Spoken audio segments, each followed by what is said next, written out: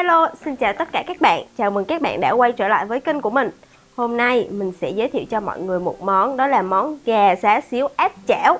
Món này á thì như mọi người thấy nghe là xá xíu với thịt gà nè, mọi người nghĩ là nướng lâu đúng không mọi người? Làm lâu, nhưng hôm nay mình sẽ hướng dẫn cho mọi người một cái bí kíp làm gà xá xíu áp chảo này vừa nhanh nè, vừa tiện lợi nè, không tốn nhiều thời gian của mọi người mà ai cũng có thể làm được luôn. Bây giờ thì mình bắt đầu thôi. Nguyên liệu chính của mình hôm nay gồm có đó chính là đùi gà, mình đã lóc xương rồi nha mọi người. Đùi gà này thì mình chuẩn bị là 300g đùi gà nha mọi người. Ngoài ra thì mình chuẩn bị gia vị đó chính là mật ong, tiêu, hành, tỏi, nước sốt xá xíu nha mọi người, và dầu hào và nước tương. Ngoài ra thì mình chuẩn bị thêm là nửa ly nước dừa. Nước dừa này để mình khi mà mình áp chảo với xá xíu á, nó sẽ làm cái thịt xá xíu của mình mềm và nó ngọt nước hơn nha mọi người. Bây giờ thì cùng mình sơ chế nguyên liệu thôi. Gà thì mình đã rửa sạch qua muối này nha mọi người, và rượu nấu ăn đó nha mọi người. Nếu mà người không có rượu nấu ăn thì mình có thể thay bằng gừng hoặc là chanh để khử mùi hôi của gà cũng như là cái mùi máu của gà luôn nha. Gà thì mình đã rửa xong hết rồi. Bây giờ mình sẽ tới công đoạn đó là cắt hành và tỏi nha mọi người.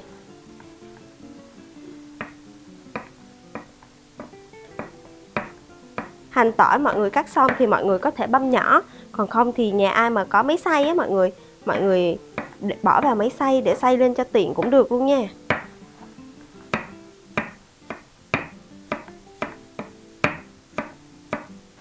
Bây giờ mình sẽ cho hành tỏi vào xay nha mọi người. Mọi người chỉ cần xay vừa phải như vậy thôi nha mọi người. Và bây giờ thì mình sẽ bắt đầu làm nước sốt để trộn với thịt gà nha. Ướp thịt gà. Mọi người chuẩn bị cho mình một muỗng canh nha. Cái muỗng canh như vậy nha mọi người. Thì mình sẽ đổ vào đây là một muỗng canh dầu hào. Mình sẽ cho một muỗng canh dầu hào. Thực ra là trong cái chén này mình cũng đã đo liều lượng rồi á mọi người. Đó, một muỗng canh dầu hào, một muỗng canh xì dầu nha mọi người. Mọi người nhớ là một muỗng canh đầy nha. Một muỗng canh mật ong. Và cuối cùng là nước sốt xá xíu. Nước sốt xá xíu này thì mọi người nhớ cho vào đây nhiều nha mọi người. Thì mình sẽ cho là khoảng 4 muỗng canh.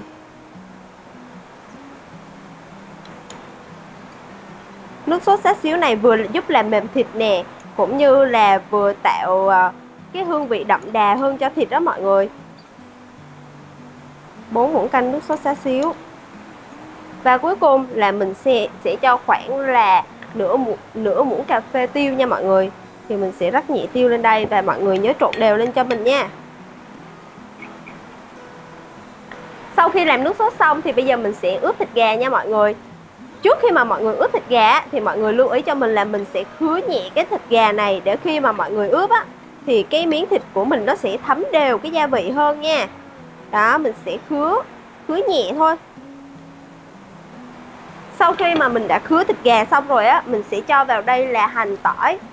Hành tỏi hồi nãy là mình xay á mọi người, mình sẽ cho vào đây là hành tỏi nha mọi người. Mình sẽ cho hành tỏi vào miếng thịt gà này. Sau đó mình sẽ cho nước sốt vào để mình sẽ thấm đều cái miếng thịt gà này nha mọi người. Chan đều nước sốt. Nhưng mà mọi người đừng đổ hết chén nước sốt nha, bởi vì tí nữa khi mà mình áp chảo cái miếng thịt gà mình sẽ cần dùng cái chén nước sốt này nữa. Cho nên là mọi người nhớ chừa lại một ít cho mình nha. Bây giờ mọi người sẽ massage đều cái miếng thịt gà để cho nó thấm đậm cái gia vị. Mình ướp đều cái miếng thịt gà xong rồi mình sẽ chờ tầm khoảng 10 tới 15 phút để cho miếng thịt gà của mình nó thấm đều, nó ngấm cái gia vị, sau đó mình mới đem đi áp chảo nha mọi người. Mọi người nhớ là massage miếng thịt gà mình đều tay nha.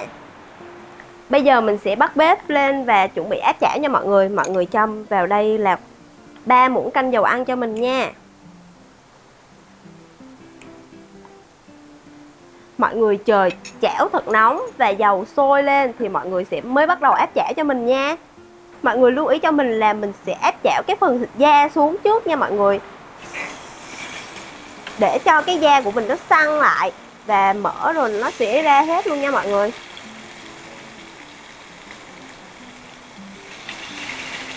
Mọi người lưu ý cho mình là khi mà mọi người ép chảo vậy nè, mọi người nhớ vặn lửa nhỏ, đừng để lửa quá to, bởi vì khi là lửa quá to nó sẽ cháy ở cái mặt dưới nhưng mà nó sẽ không có ngon ở bên trong, nó không chín ở bên trong á nha mọi người, là nó sẽ nhanh khét nha mọi người nha. Mọi người sẽ áp chảo cho cái miếng gà của mình nó vàng đều như vậy nè nha mọi người. Bây giờ ở ngoài trời là nó đang mưa, cho nên là khi mà mọi người làm cái món ăn này nè, món gà xá xíu áp chảo này nè, nó vừa ấm bụng nè, nó vừa ngon, thơm ngon. Cả gia đình mình ăn cùng với cơm nè, rồi cùng xem tivi với nhau ngoài trời mưa này rất là thích hợp luôn nha mọi người.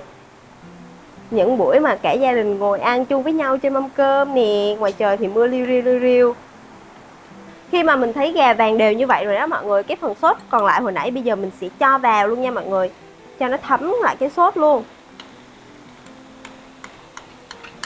Mọi người có thể quét đều lên nha mọi người, để cho cái miếng gà của mình nó vàng, cái màu sốt á, nó thấm sốt đều lên.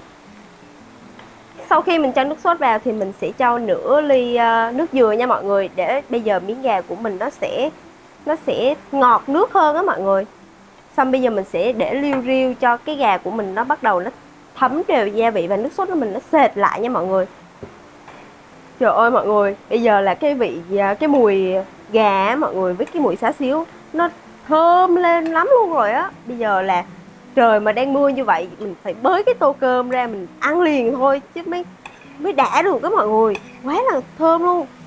Bây giờ mình đã thấy cái nước sốt nó sệt sệt rồi á mọi người, thì mình sẽ tắt bếp và mình sẽ bày ra dĩa và cùng thưởng thức thôi. Nhưng mà nếu mà bạn nào mà thích ăn cái nước sốt nó sệt hơn nữa thì mọi người có thể để lâu hơn nha. Còn bạn nào mà thích mà cái nước sốt này để mình có thể chan cùng với cơm cũng ngon lắm nha mọi người, thì mọi người để lại nha mọi người, để chừa một ít như vậy nè, để mình chan với cơm ăn cũng rất là bắt cơm luôn nha mọi người. Ok, bây giờ mình sẽ bày ra đĩa và cùng thưởng thức thôi.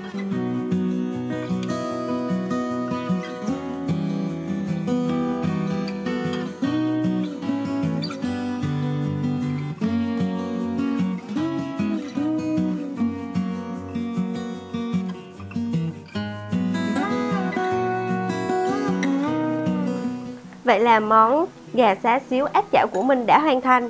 Bây giờ mình sẽ cùng thưởng thức nha mọi người. Mình sẽ thưởng thức miếng gà này trước ha. Mọi người nhìn nè, rất là óng ánh luôn á mọi người ha. Màu xá xíu lên rất là đều luôn.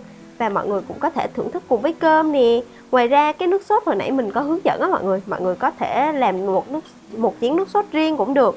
Nếu mà bạn nào thích ăn đậm vị hơn nè, muốn chan thêm hoặc là chan với cơm, mọi người có thể làm thành một chén nước sốt như vậy nha mọi người, để mọi người chấm gà cũng có thể là chan với cơm, đều ngon hết nha. Bây giờ mình sẽ thử miếng gà của mình trước nha.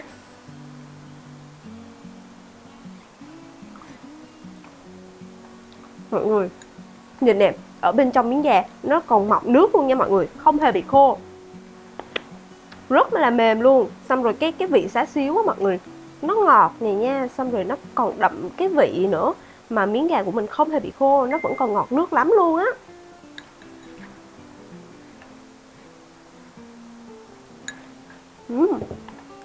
Quyện với nhau rất là ngon luôn nha. Mọi người cũng có thể chan với nước sốt nữa. Mình sẽ chấm thêm thử, nếu mà mình chấm vào cái nước sốt này nó có bị mặn không nha, hay là nó sẽ càng đậm vị hơn nha mọi người. Ai thích ăn cay thì có thể cắt ớt cay vô nữa nha mọi người. Mọi người ơi, mình chấm thêm với nước sốt đó mọi người, không hề có bị mặn hay gì, nó càng đậm vị hơn, nó càng thơm cái mùi xá xíu ấy, mùi gà hơn nha mọi người. Với lại ai mà thích ăn cay á, mọi người cắt ớt vô như vậy nè, thì cái mùi cay nó càng dậy mùi hơn á mọi người. The cay cay, ăn vào trời mưa như vậy là rất là ấm luôn á mọi người, kết hợp với cơm thì quá là xuất sắc luôn. Ok, clip mình đến đây là kết thúc. Thì hy vọng là những cái bí kíp của mình và video của mình sẽ giúp ích cho mọi người. Và mọi người xem xong thì mọi người nếu thử làm và thành công thì nhớ comment cho mình biết nha mọi người. Ok, chúc mọi người thành công. Bye bye và hẹn gặp lại mọi người vào những video sau.